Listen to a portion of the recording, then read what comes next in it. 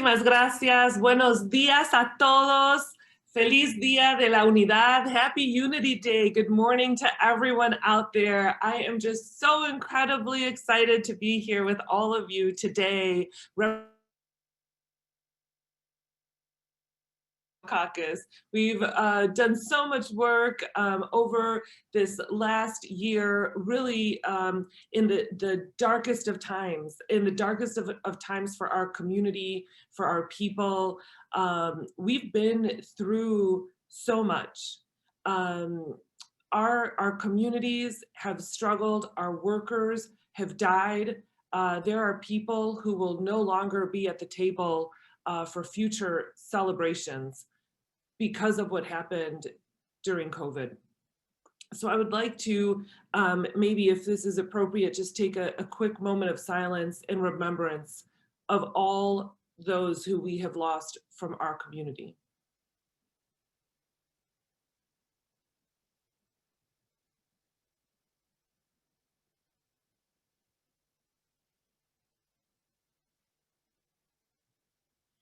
Gracias. So with that introduction, I want to share with you a document, de todo corazón, that the Latino Caucus has been working on, because many times we talk about our priorities as Latino legislators. We talk about our vision for what we want for the future of our state of Illinois and the things that we really are willing to just go out and advocate for and make sure that the folks of the state of Illinois know that the Latino Caucus stands with. So this document has been a long time coming. We've named it our Raíces document because we are rooted in these policies and knowing that moving forward, if anyone has questions of what does the Latino Caucus stand for, you now have a reference to go to and to know that these are the things that we stand for. So we, as legislators, are always running in and out of committee, and with the new Zoom technology, it's almost like we're always double and triple booked. So my partners in this presentation seem to be still caught up in committee. So mi colega Aaron Ortiz is not going to be joining us. And I think Dagmara is going to be joining us in just a bit. So Leila, if you would please skip ahead, and we will be starting with the section of education equity for Latinx students.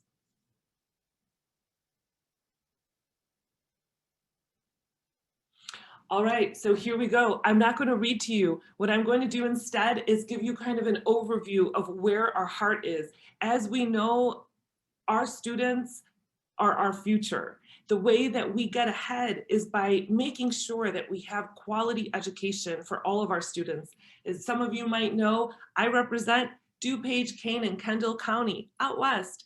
My colleague Dagmara represents the suburbs, as does my colleague Senator Castro. We are all over the state of Illinois. So this topic of education really centers the work that we do, because without education, our future is looking bleak, right? So one of the top things that I want to point out, we want to make sure that we're going to fully fund our funding formula and making sure that our students just have access to all of the things that are going to get them ahead and that are going to get them places that we only dream of being, right? We want to make sure not all students are going to college. We want to make sure that we're expanding vocational training. And also one of the things that we know is that if you can't see it, you can't be it. So we want to make sure that we are increasing diversity. I heard Loyola's presentation about diversity and how that is so critical. We want to make sure that these institutions of higher learning are having faculty that look like their students that we want to get into those programs. So this is our education raíz, and let's move on to the next slide, please, Leila. All right, so as we know, our representation matters. And with all of the work that all of us have done here on the Latino Caucus to get to Springfield, we're here and we look around and we say there's room for more growth. We want more. We want to make sure that we have representation here in the state of Illinois. So we are going to make sure to work on ensuring that we have policies that are going to make sure that the state of Illinois has a fair election process. We want to make sure that no matter who wants to go and vote, if they're eligible, that they're going to be able to do that, that the state of Illinois is seen as the most forward and safe place for there to be fair elections. So also we want to make sure that folks who are eligible to apply for residency, who are residents, who are eligible to apply for citizenship, that we are promoting that our people who are here in the state of Illinois who can become U.S. citizens, that we promote that and we make sure that that's a priority, because we know that that's a path to voting, and our votes really matter. So the redistricting process, we want to make sure that what we do is grounded and rooted in valuing of diversity, protecting communities of interest, and promoting equity. Also, we know that it is time, is critical for us to expand the efforts to increase the diversity in certain state offices, as well as in the judiciary branch, in corporate leadership, in boardrooms, all across. We want to see our people represented. We want tomorrow to look in a way that we have been fighting for so many years for that to look. The boardrooms, when we walk into boardrooms, that we're not the only Latino showing up to these spaces. We want to pave that road and make sure that we're putting that at the forefront. So the next slide is one that is very near and dear to all of our hearts, as we know, and I started off talking about the pandemic and how we were impacted, and we were deemed essential. Our gente, nuestros trabajadores, were deemed essential during COVID, and that means that they were at the same level as doctors. The people who worked in factories were now deemed essential, just like doctors were. And many of them were not taken care of. Their workplace was not a safe workplace. These are things that we've known. These are issues that we have seen be there in our state with our workers. Now, more than ever, after what we saw during COVID, we want to make sure that we continue to have this at the forefront, that we are going to be making sure that we're fighting for safe workplaces for all of our residents, where the workers just have a voice and are protected. We also want to make sure that when it comes to minority and women-owned businesses, that we are bringing any kind of policies forward in order to help bring resources to these communities, because we know part of the American dream, in my opinion, is being a small business owner, and our small business owners really provide so much richness and bring forth so much for our communities. I am the proud daughter of a small business owner, so that is why I speak of these small business owners as my heroes, because they truly, truly are, and they've been through so much as well during COVID. So we want to make sure that our housing is affordable, that we have high quality housing, regardless of immigration status. And our amazing champion for this topic, if you don't know her, if you haven't followed her, if you don't know her name, please, Leader Delia Ramirez, make sure to keep up with her and all the work that she has been doing. And our leader over in the Senate, the two of them just passed a really comprehensive housing legislation, Senator Aquino and Leader Delia Ramirez. So we are going to make sure that we're going to continue to fight and that we are going to reinvest in some of our communities that have really been disinvested in and who were ravaged by the war on drugs. We want to make sure that there's representation on the R3 board and that there's funding that's coming into our communities from the cannabis taxes, and we want to make sure that we are being able to reinvent these communities that have really been struggling for so long. So with that, I would like to turn it over to my colleague and Hermana Dagmara, if she is on. I just got on, perfect timing. Thank you so much, Senator Villa. And I wanted to first of all take the time to everybody for just a big thank you for joining us today. As we know, we are still, it's really important for us to continue to talk about the work that we're doing, even if we have to do it remotely. We want you to know that as the Illinois Legislative Latino Caucus, we are fighting for dignity. We are fighting for respect. We are fighting for equity of our communities. And the Raíces is a product of that. And I'm pretty sure that Senator Villa spoke about it. And I wanted to talk a little bit more about our pillar of protecting immigrant and language access rights, because it is definitely a pivotal component of our Raíces, right? What keeps us rooted. So when we talk about immigrant and language access right, we know that this fight is not just a year-long fight, it's a decades-long fight. Many of us here in the room, in the virtual room, have been fighting for immigrant rights and language access rights for decades. So we know that every year we have challenges to continue to overcome. And again, I know that when it comes to the slides, they look very heavy, but truth of the matter is that this is what we need to be fighting for. This is our guiding document on what is it that we want to move. So we want to continue to make Illinois the most immigrant-friendly state in the United States. I want to repeat that again. We want to make sure that we continue to fight to make Illinois the most immigrant-friendly state in the US. We have been able to do that through state legislation, whether it was driver's licenses for the undocumented, whether it was in-state tuition, in the early 2000s, to the Trust Act. We want to continue to pass legislation, but also be on the lookout of bad legislation that could potentially affect our immigrant communities and make sure that goes nowhere. So we want to make sure that people feel that this is a state where they can live with dignity, again, and with respect, regardless of your immigration status. We also want to advocate for the appointment of a director for the Office of New Americans. Many of you might be aware that the office of the director for the Office of the New Americans, this is an office that was under the governor's purview, and we have not seen a director in the past couple of years, and we want to make sure that we have one sooner rather than later. I'm going to stop right there in case anybody has any questions. Should I continue on, Laila? Yes, go ahead and continue the Raíz, and then if there are questions. And then we'll take the questions. We're asking for people to put the questions in the chat. Perfect. I will alert you. Thank you. Since I'm on as one of the presenters, do you mind if I ask a question?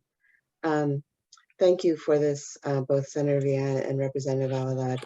My question around this is, what's the problem? Last year we were really happy, and I think partially with the increase of federal funds, we saw really dramatic increases in resources to provide for housing, rental and mortgage assistance for immigrants, regardless of their status. That program was available for everybody, but we knew that immigrants were available. And we saw increases of over $60 million in the Illinois Department of Human Service budget. Again, much of it going for cash assistance to immigrants who've been adversely impacted by COVID. So just wondering, what's the prognosis for those line items in this year's budget? And what's the prognosis, and what do we see those being?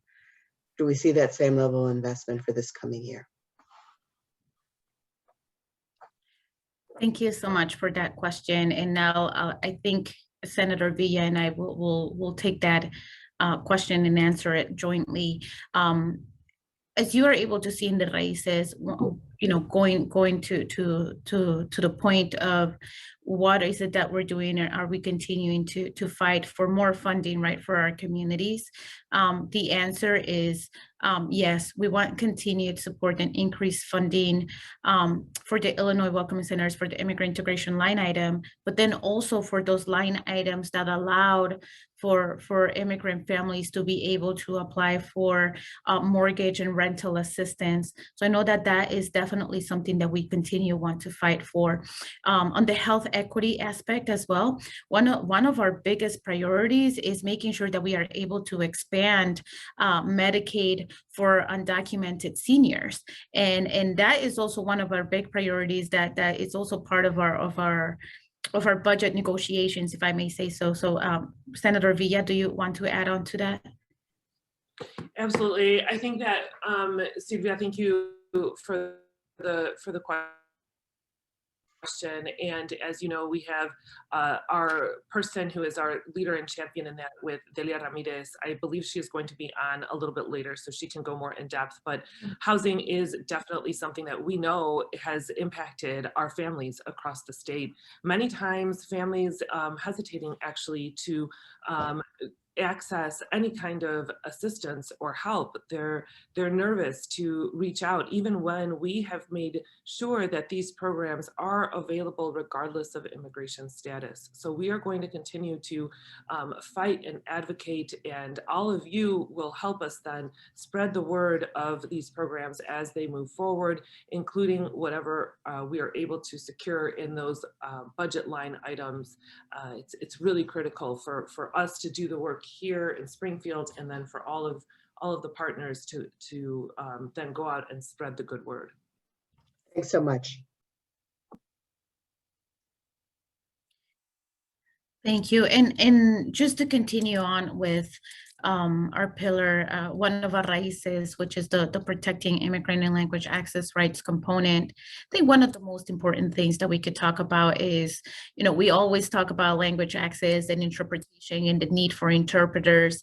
But, coming from an organization where we had the Immigrant Family Resource Program, where interpreting and translating was a key component of what we did, I think that beyond interpretation, we need cultural competency.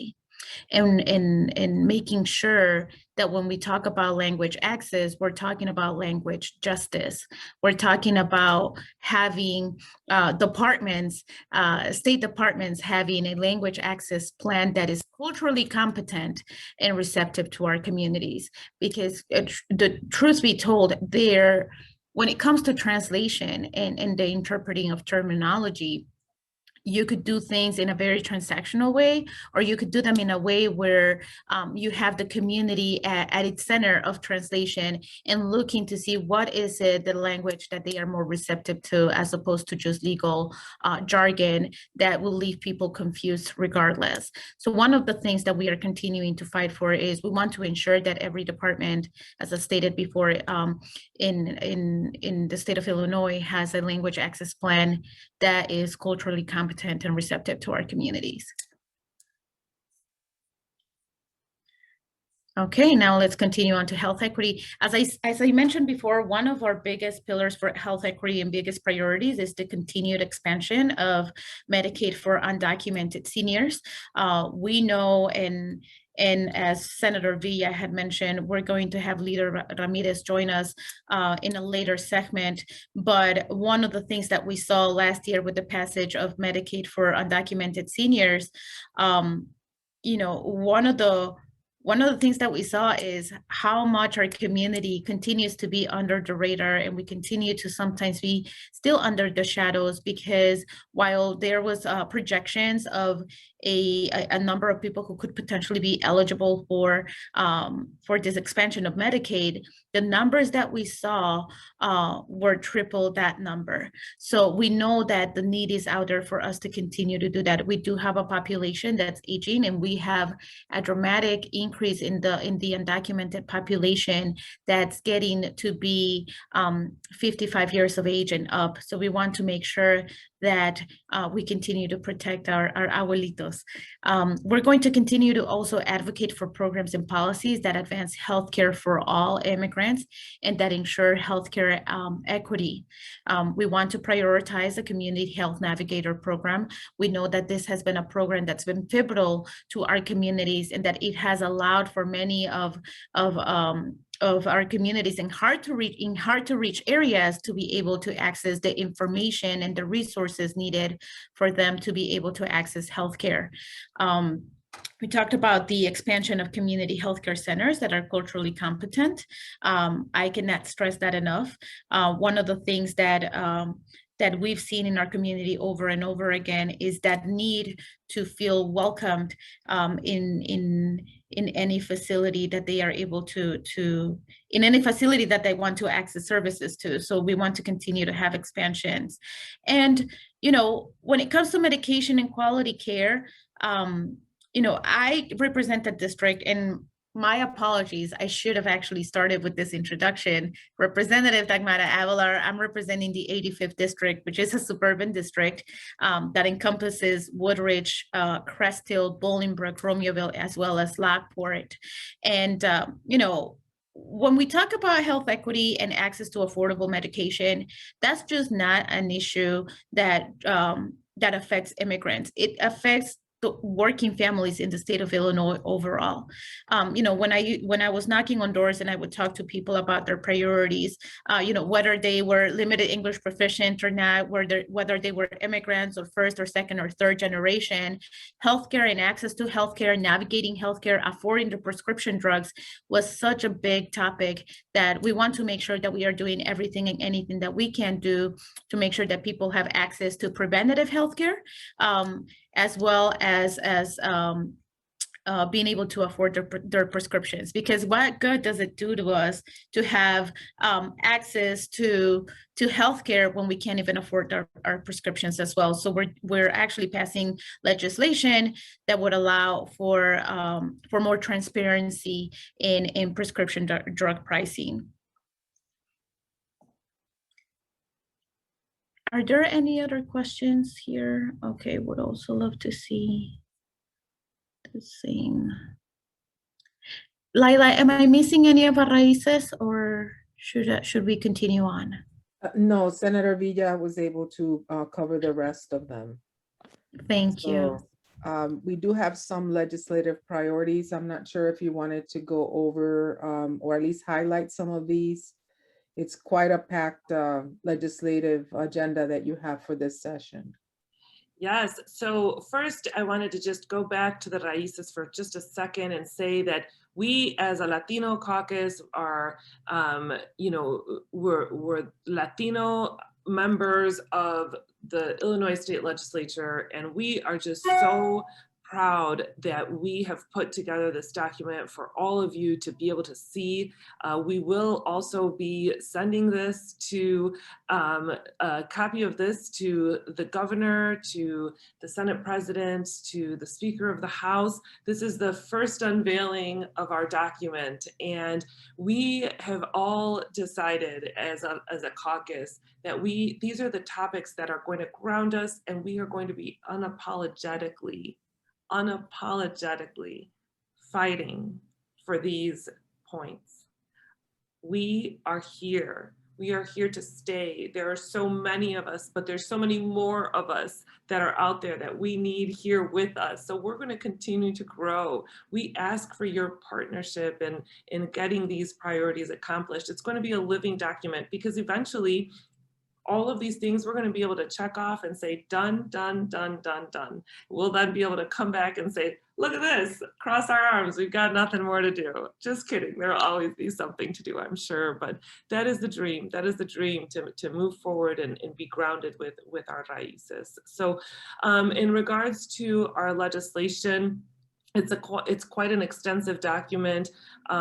You know, the act that we talked about earlier with Leader Ramirez and Leader Aquino was HB 2877, which passed both the House and the Senate, waiting for the governor to sign that bill. It's such an important piece of legislation. As we talked a little bit earlier, we talked about the abuelitos getting healthcare. We did that. We did that here in Illinois. That's such an amazing accomplishment. But we're not stopping there. You see, we have some further bills in regards to continuing to expand Medicaid. And so then the immigrant language and access rights, there's quite a few pieces of legislation, but of course, Illinois Way Forward is really important that Leader Aquino is taking charge on. So if we want to scroll down, one of the prohibiting the Secretary of State from releasing any data, including the facial recognition. That's an important one that Senator Villanueva is leading the charge with. Now signed into law, our Community Health Worker Certification and Reimbursement Act and Anti-Racism Commission. So that is House Bill 158. And you'll see that it's not just those of us who are identifying as Latinos who are carrying some of this really important legislation. It is also our allies, right, who are carrying some of this important legislation. If you want to move on, Leila, to the next one, education equity. This addresses just a slew of different issues, including everything from bullying to trying to access, early childhood programs. This was an initiative by Senator Pasiones Zayas. It was really a heavy lift. I'm sure she's going to keep working on that and making sure that eventually passes. This is a big one I'd like to highlight. Representative Maura Hirschauer and I are sponsoring requiring the governing board of each public university and community college to designate an employee as a Dreamers Resource Liaison. This is a great bill to keep an eye on, HB 3438. And so if we want to keep going down, lots of great stuff. I mean, I want to highlight each and every one of them, but we'll just pick up the earned income tax credit from Senator Sims and Representative Ammons. That's one that we as a Latino caucus are really looking forward to assist in getting that done. Things about unions and making sure that we protect our union workers. So let's move forward. Representation Matters, our Total Population Act that Leader Hernandez and I are carrying, making sure that it's the total population. So it's the people who live there, and that's how we're going to be defining people in different counties. Also, what's something else? The Rep. Ramirez, the Diversity Nonprofit Act. This is important for local government to certify nonprofits as minority, women, or persons with disabilities for the purpose of awarding contracts. We need to be in different spaces, and this is a good step to getting that done, as well as Rep. Delgado and Senator Munoz's bill, HB 132 is another great one. So anything else that we have missed that anyone want to ask any questions? I did see a question about a funding for a specific program, and just to respond, we're going to continue to fight for funding for all of the Latino, the programs that impact Latino communities specifically. So if there's any other questions, and we're doing really good with time. I think we had until 10:30, it's 10:32, so look at that. No, very, very efficient. I appreciate it, Leader Villa and Representative Avelar. I believe Leila mentioned we'll be able to provide these documents to the audience. Is that correct? Okay, perfect. We'll make sure that folks receive that in our follow-up. We have 2 minutes to transition over to our first concurrent session. Again, Senator Villa and Representative Avila, thank you so much for your time. We really appreciate it, for your advocacy and your leadership in Springfield. I'm sure and I hope you will hear from our audience in follow-up. So thank you again.